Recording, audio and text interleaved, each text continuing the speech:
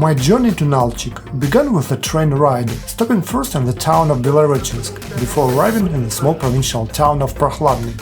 From there, I traveled by car to the city of Nalchik, the capital of the Kabardino-Balkaria Republic. As I explored Nalchik, I noticed that the city was intentionally planned as a resort destination during the Soviet era. One of the first things I come across was an abandoned medical center that used to provide therapeutic mud treatments. Next, I visited a mineral water well room built in Soviet style, where people would come to drink mineral water known for treating various gastrointestinal problems. Such drinking establishments were once a common feature across many resort towns in the northern Caucasus during the Soviet period. Wandering through the city center, I was struck by the vast, well-maintained parks that covered large portions of Nalchik. These green spaces were a stark contrast to the well-preserved health path that led me through a typical forest of North Caucasus. Along this path, I did notice that the old Soviet buildings, designed to diversify the impressions of tourists, already looked half-abandoned.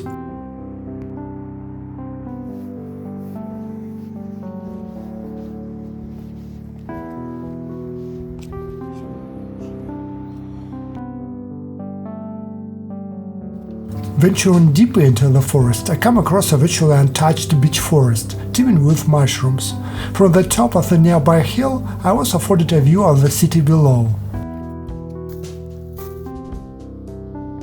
It's worth noting that these types of health paths were commonly built in many Soviet-era balneological resorts, allowing vacationers to combine the therapeutic use of mineral waters with walks through the surrounding forests.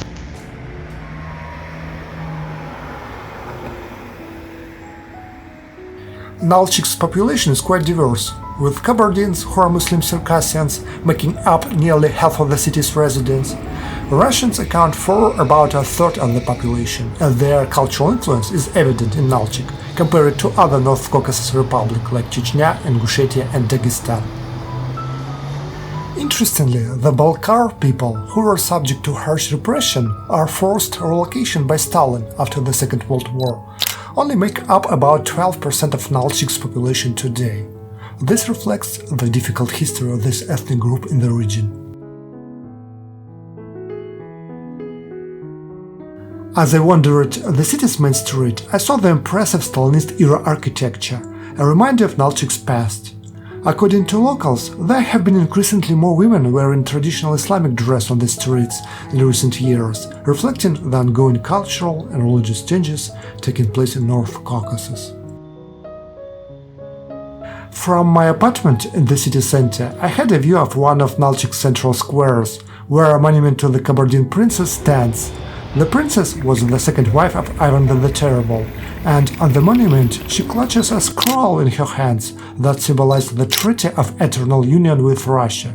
The inscription "Forever with Russia" on the pedestal underscores the historical ties between this region and the Russian state. As day turned to night, I witnessed the transformation of Nalchik streets and administrative buildings, bathed in the warm glow of evening.